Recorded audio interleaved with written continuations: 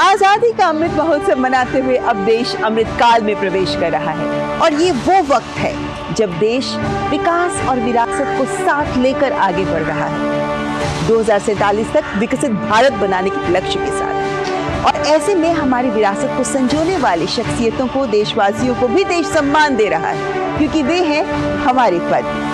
नमस्कार, स्वागत आप सबका हमारे इस कार्यक्रम में, जिसमें हम आपके लेकर आते हैं ऐसी शख्सियतों की कहानियां जिन्होंने अपने स्वार्थ से ऊपर उठते हुए समाज और देश के कल्याण के लिए अपना जीवन समर्पित किया। और आज के इस अंक में हम बात करेंगे उन लोगों की जिन्होंने न केवल कला और संस्कृति को समृद्ध किया, संरक्षित किया, बल्कि वे भी जो शारीरिक बाधाओं से पार पाते हुए देश के गौरव और सम्मान के लिए आगे बढ़ गए, क्योंकि ये हैं हमारे पद।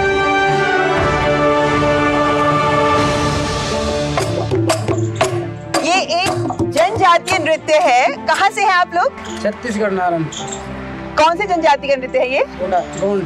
गोंड जनजाति का ये नृत्य है जो दिखा रहे थे। आपके हाथ में जो वाद्य यंत्र है इसको क्या बोलते हैं? मांदरी। और ये कुटुरका।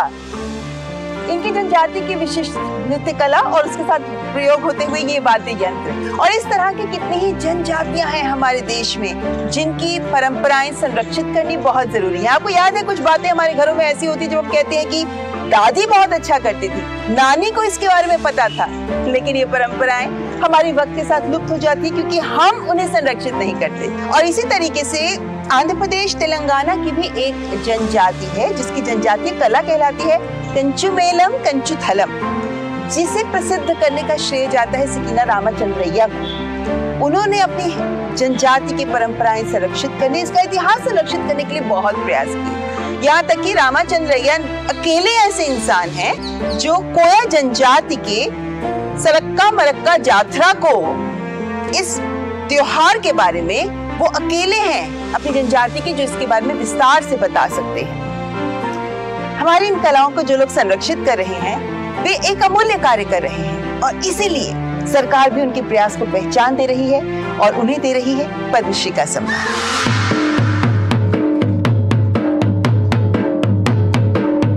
तेलंगाना और आंध्र प्रदेश में कोया आदिम जनजातीय समूह से संबंधित है जनजातीय कला कंचुमेलम कंचुथलम, जिसे लोकप्रिय बनाने का श्रेय जाता है तेलंगाना के भद्राद्री कोठागुडेम जिले के कोया जनजाति के डोली उप संप्रदाय से संबंधित लोक गायक और ढोल वादक सकीनी रामाचंद्रैया को, जिन्होंने इसके लिए अथक प्रयास किए।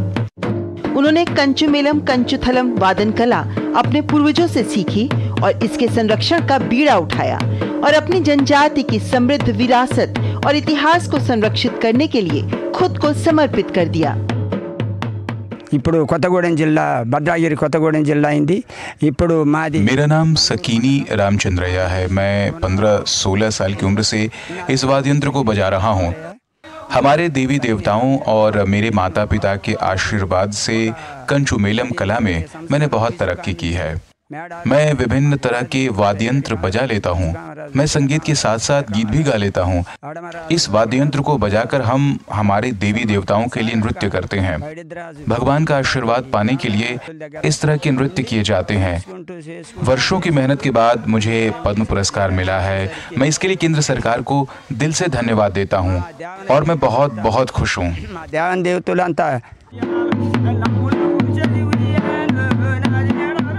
अपनी प्राचीन परंपराओं को सींचने की जिम्मेदारी के प्रति गंभीर सकीनी रामाचंद्रैया अपनी जनजाति में अकेले ऐसे व्यक्ति हैं जो तेलुगु और कोया भाषा में पवित्र त्योहार समक्का सरक्का जात्रा का इतिहास बता सकते हैं। उनकी विशेषता ये भी है कि वे तेलुगु और कोया भाषा में देवी समक्का सरक्का की संपूर्ण कथा बिना रुके 24 घंटे गा सकते हैं। भावी पीढ़ियों के लिए अपनी जनजातीय कलाओं को संरक्षित करने के लिए वे उन युवाओं को भी इन कलाओं से जोड़ रहे हैं जो इसे सीखने में रुचि रखते हैं। मेरे पिता को 12 साल की उम्र में यह कंचुमेलम कला विरासत में मिली है। मेरे पिता इस वाद्य यंत्र को बजाकर आदिवासियों का इतिहास बताते हैं। मेरे पिता 12 साल की उम्र से लेकर अब तक इस कला को संरक्षित कर रहे हैं। इस कला को आगे बढ़ाने के लिए युवाओं को भी प्रशिक्षण दे रहे हैं। युवाओं को कंचुमेलम कला सिखाने के लिए मेरे पिता ने एक स्कूल की स्थापना की है। हमारे पिता को पद्मश्री पुरस्कार देने के के लिए हम सभी सरकार के विशेष रूप से आभारी हैं। ఈ కళని ముందుకు తీసుకుపోవడం కోసం ఇంకా ప్రయత్నం చేస్తూనే ఉన్నాడు। कोया जनजाति की कला कंचु मिलम कंचु थलम विलुप्ति की कगार तक पहुंच चुकी थी।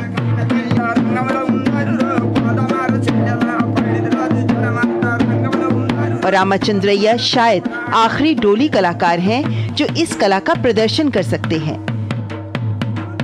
ढोल जैसे वाद्य यंत्र का उपयोग करते हुए आदिवासी सरदारों के इतिहास को एक विशिष्ट शैली में शानदार तरीके से गाने की उनमें अद्वितीय क्षमता है। उनकी जीवन गाथा पर डॉक्यूमेंट्री भी बनी जिससे उनके प्रयास सुर्खियों में आए। अपनी मेहनत, लगन और निरंतर कोशिश से विलुप्त होती इस कला को जीवित करने वाले संकिनी रामाचंद्रैया को पद्मश्री से सम्मानित किए जाने पर हार्दिक शुभकामनाएं।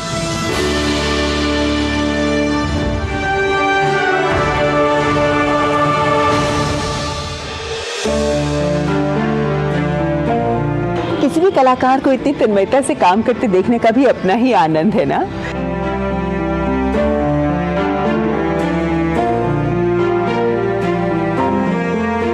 कितनी खूबसूरत बात है ना। और हमारी पारंपरिक कलाओं में यही तो खूबसूरती है कि सभी लोग इसकी ओर वापस आकर्षित होते हैं। जैसे कोंगमपट्ट एवी मुरुगय्यन जो थविल की ओर आकर्षित हुए। उनके पिता भी थविल बजाते थे, उन्होंने भी थविल बजाना शुरू किया। और थविल एक ढोलक नुमा एक वाद्य यंत्र होता है। और यही नहीं बल्कि उन्होंने कर्नाटकीय संगीत में थविल शैली के साथ भी इसका बहुत विकास किया, इसके साथ जुड़े रहे। कितने ही जाने माने कलाकारों के साथ उन्होंने थविल बजाया है जिनमें उस्ताद अल्लाह रखा भी शामिल हैं। इतना समर्पण और इतना प्रेम, इतना लगन, स्नेह किसी कला के साथ, तभी तो उन्हें मिला पद्मश्री का सम्मान। शास्त्रीय संगीत की दक्षिण भारतीय शैली में अपने 50 वर्षों के योगदान के लिए प्रसिद्ध कोंगमपट्टू एवी मुरुगय्यन ने वर्तमान में थविल वाद्य यंत्र में अपनी जो पहचान बनाई वो शायद किसी और को नहीं मिली। तमिलनाडु में विल्लुपुरम जिले के कोगमपट्टू गांव में जन्मे एवी मुरुगय्यन के पिता विवेकानंदम भी एक थविल संगीतकार थे और मुरुगय्यन ने थविल का प्रारंभिक पाठ अपने पिता से ही सीखा। कला के प्रति समर्पण ही है कि उनका संपूर्ण जीवन ही कर्नाटक संगीत की थविल शैली से परिभाषित होता है।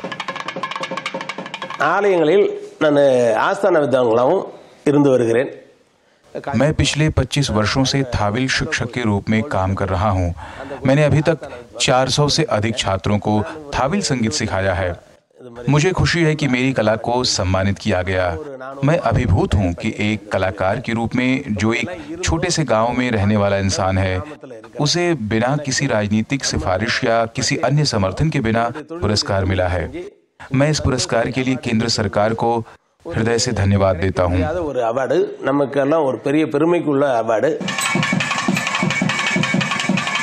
कोंगमपट्टू एवी मुरुगय्यन ने लोक संगीत की इस दक्षिण भारतीय शैली थविल में उच्च शिक्षा प्राप्त करने के साथ ही थविल के प्रतिपादक पद्मश्री A.R. सुब्रमण्यम से इसकी बारीकियां सीखी और कई वर्षों तक उनके साथ कला प्रदर्शन किया। तमिलनाडु के विल्लुपुरम जिला सरकारी संगीत विद्यालय में थविल शिक्षक के रूप में करीब 33 साल तक कार्य करते हुए लगभग 300 छात्रों को थविल सिखाने का भी काम किया।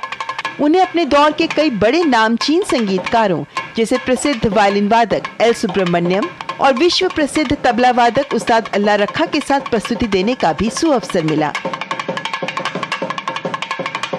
उन्होंने 1985 में पेरिस में भारतीय महोत्सव में नाथ स्वर विद्वान तिरुविजा पी जयशंकर तथा थविल चक्रवर्ती वलैयापति A.R. सुब्रमण्यम के साथ भारत का प्रतिनिधित्व किया। साथ ही कई बड़े मंदिरों, प्रसिद्ध धार्मिक स्थलों और राष्ट्रपति भवन में भी अपनी कला का प्रदर्शन किया। 2022 में पद्मश्री अवार्ड मिला है श्री कोंगमपट्टू एवी मुरुगय्यन जी को। कोंगमपट्टू ये छोटा से गांव से आकर और 4th हाईएस्ट सिविलियन अवार्ड मिला, मतलब ये छोटी बात नहीं है। 7 साल से इन्हें तबला इंस्ट्रूमेंट प्ले करते आ रहे हैं। इनका फैमिली भी म्यूजिकल बैकग्राउंड है, इसलिए इनको म्यूजिक के ऊपर बहुत इंटरेस्ट आया है। इनके गुरु पद्मश्री वलैयापट्टी A.R. सुब्रमण्यम, इनसे तबला सीखा और इनका साथ नेशनल और इंटरनेशनल लेवल पे इन लोग म्यूजिक परफॉर्म किया था। पद्मश्री कोंगमपट्टी एवी मुरुगय्यन गवर्नमेंट स्कूल टीचर है और इन्हें 500 का ऊपर स्टूडेंट इनका पास है और बेस्ट टीचर अवार्ड मिला था कलेक्टर से। तमिलनाडु गवर्नमेंट इनको कलैमामणि अवार्ड दे के प्राउड किया है। इन्हें 8 top grade artist in all India radio Puducherry. 2010 में राजभवन से तमिल इंस्ट्रूमेंट प्ले किया था और एपीजे अब्दुल कलाम से अवार्ड भी मिली है। इनके पास अवार्ड का कम नहीं है। Padmashri award international Tamil star बन गया है। He is a truly inspiration of young Tamil masters. Barrel के आकार वाले इस तबला वाद्य यंत्र का उपयोग दक्षिण भारत में व्यापक रूप से किया जाता है। नाद स्वरम के साथ पारंपरिक त्योहारों और समारोहों के अवसर पर लोक संगीत और कर्नाटकीय संगीत की तमिल शैली का प्रयोग किया जाता है। मुरुगय्यन को राज्य और राष्ट्रीय स्तर पर भी कई पुरस्कार और सम्मान मिले। इस क्षेत्र में महत्वपूर्ण योगदान के लिए कोंगमपट्टू एवी मुरुगय्यन को पद्मश्री से सम्मानित किए जाने पर हार्दिक शुभकामनाएं।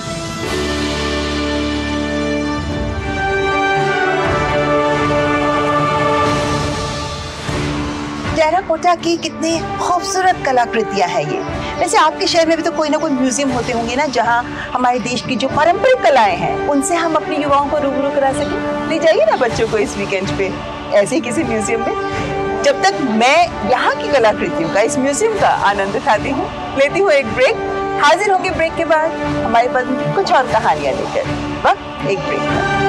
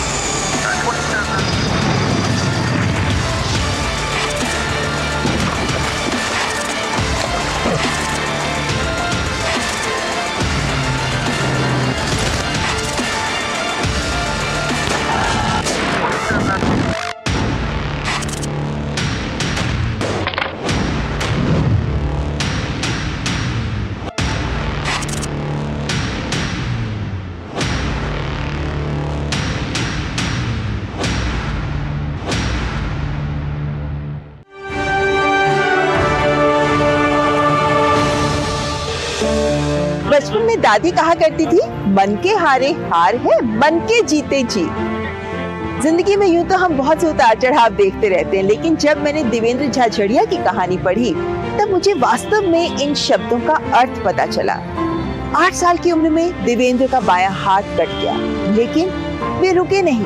उन्होंने ठान लिया कि जिंदगी को दिशा तो देनी ही है और उन्होंने भाला फेंक को ही अपना करियर बना लिया।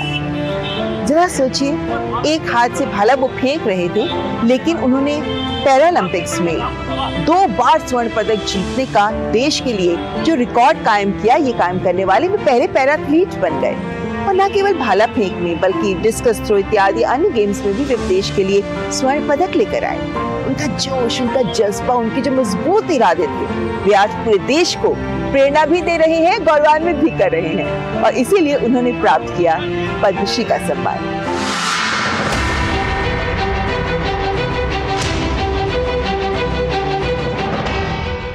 शारीरिक बाधाएं कड़े हौसलों के सामने गौण साबित होती हैं।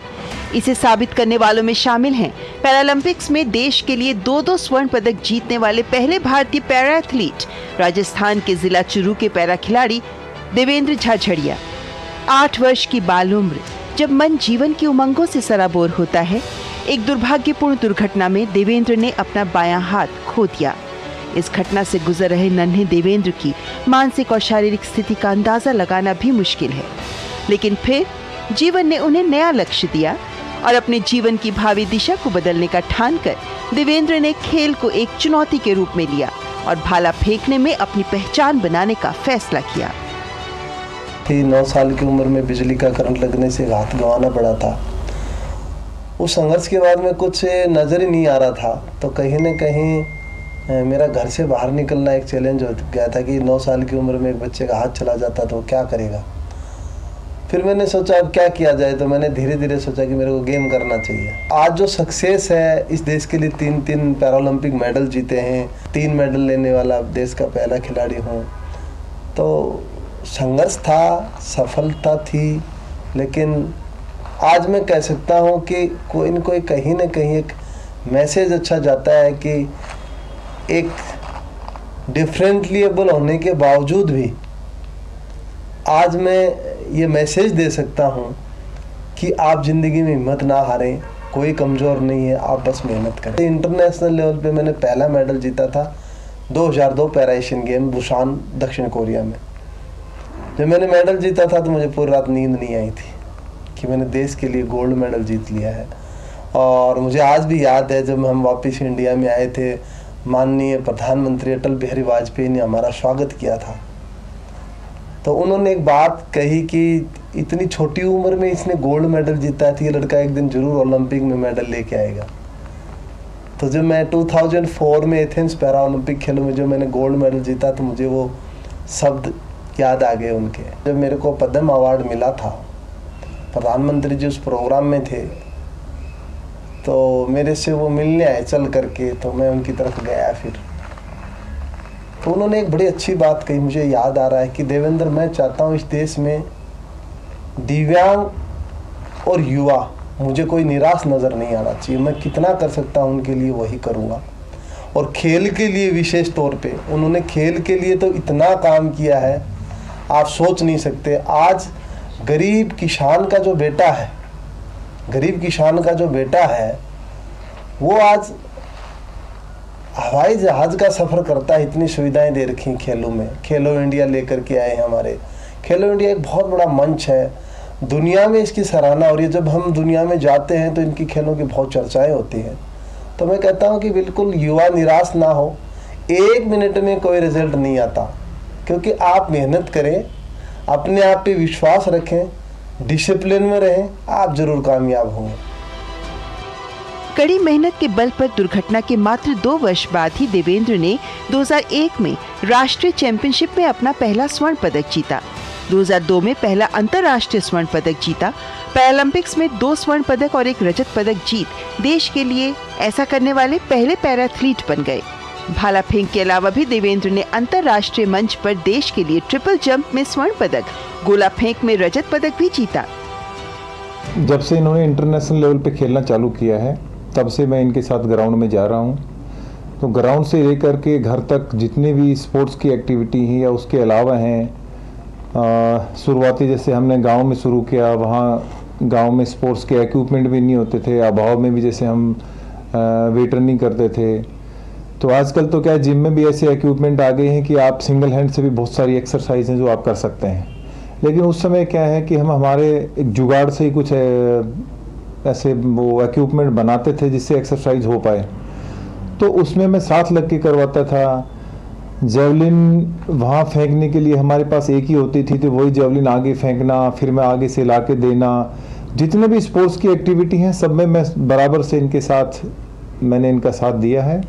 और उसके अलावा जब जैसे 2002 के बाद से जैसे जैसे हम इंटरनेशनल पे भाई साहब ने आगे स्पोर्ट्स में भाग लिया है, तो स्पोर्ट्स की जितनी भी एक्टिविटी रही है ग्राउंड पे, तो उन सब में मैंने इनका साथ दिया। देवेंद्र को मेजर ध्यानचंद खेल रत्न पुरस्कार, अर्जुन पुरस्कार समेत कई राष्ट्रीय पुरस्कारों से सम्मानित किया गया है और अपने अनुकरणीय जज्बे के माध्यम से एक मिसाल पेश करने वाले भाला फेंक पैरा खिलाड़ी देवेंद्र झाझड़िया को पद्मश्री के सम्मान के लिए अनंत शुभकामनाएं।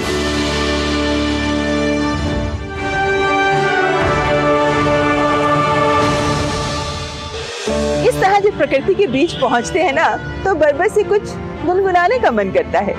और जब काले बादल घिरे हो, हवा चल रही हो, तो ऐसे में कजरी सुनने का अपना मजा है।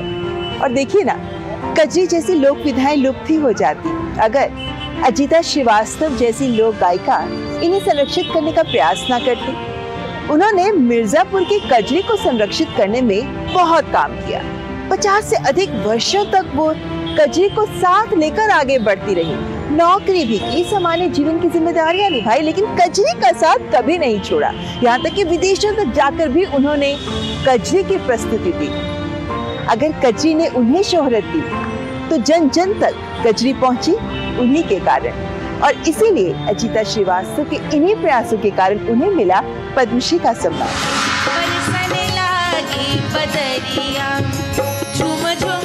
सावन के लोक गीतों में मशहूर है कजरी लोक गायन।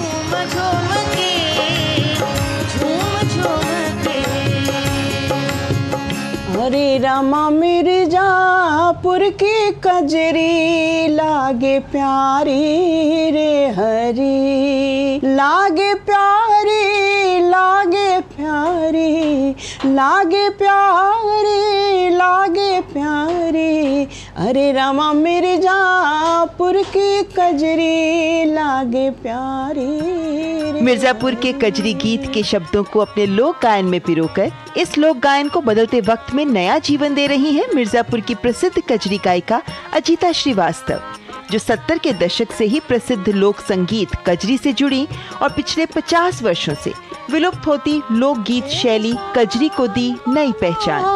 बेमिसाल बाना रंग बनारस के भी चोखा चौचक लाल बा, बड़ा बेमिसाल बाना। ऊपर वाले से मिलने का सबसे सुंदर साधन संगीत है, तो मेरे लिए तो कजली ही जीवन है। अब अंतिम सांस तक मैं कजली यात्रा में ही जाना चाहती हूँ, चलना चाहती हूँ इसी पथ पर। यहाँ आकर मैंने कजली विधा, जो यहाँ की एकमात्र पहचान है मिर्जापुर जनपद की, उसको मैंने आत्मसात किया।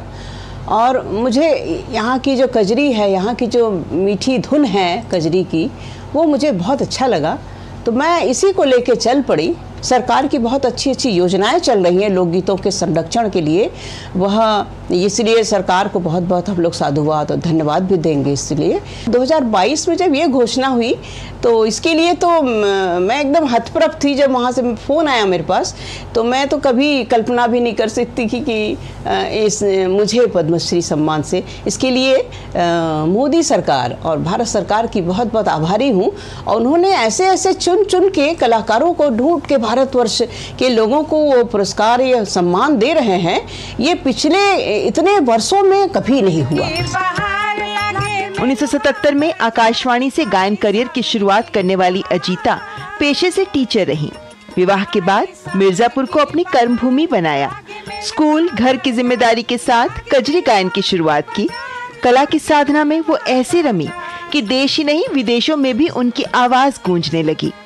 काशी के विख्यात संगीतज्ञ पंडित महादेव मिश्र के सानिध्य में उन्हें नई पहचान मिली। आकाशवाणी, दूरदर्शन, पर्यटन विभाग, ICCR जैसे कई संस्थानों के साथ जुड़कर वे लोगों के बीच कजरी को लोकप्रिय बनाने में लगातार जुटी रही हैं।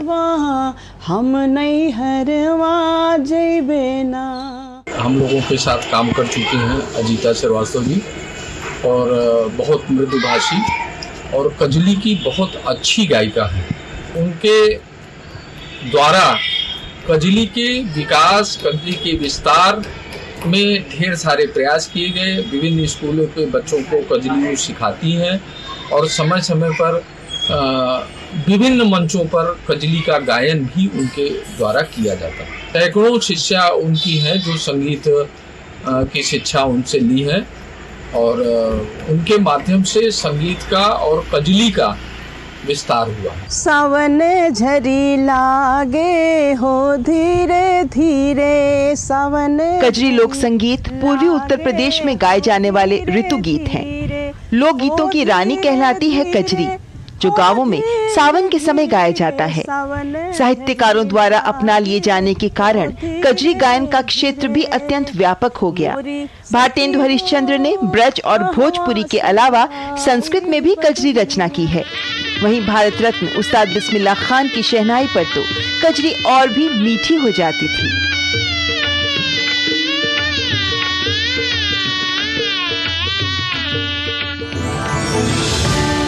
कजरी लोक विधा को प्रोत्साहित करने के लिए अजीता श्रीवास्तव को पद्म पुरस्कार के सम्मान की बहुत बहुत शुभकामनाएं।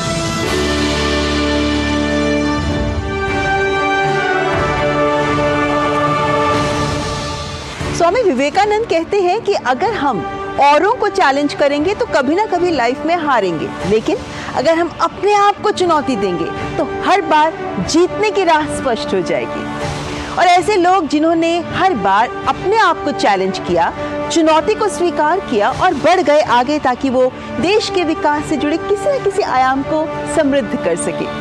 और ऐसे लोगों को देश ने भी पहचाना और सम्मानित किया पद्म पुरस्कार से, और वे बन गए हमारे पद्म। आज इस कार्यक्रम का दूसरा सीजन समाप्त हो रहा है। हम आपसे इजाजत लेंगे इस वायदे के साथ कि इसका तीसरा सीजन लेकर भी हम जल्द हाजिर होंगे, ताकि हम और आप हम सब प्रेरणा ले सके हमारे देश के इन लोगों से जो यूं तो है साधारण, लेकिन इन्होंने किए हैं असाधारण काम और वे बने हमारे पद्म। हमारी पूरी टीम को दीजिए इजाजत। नमस्कार।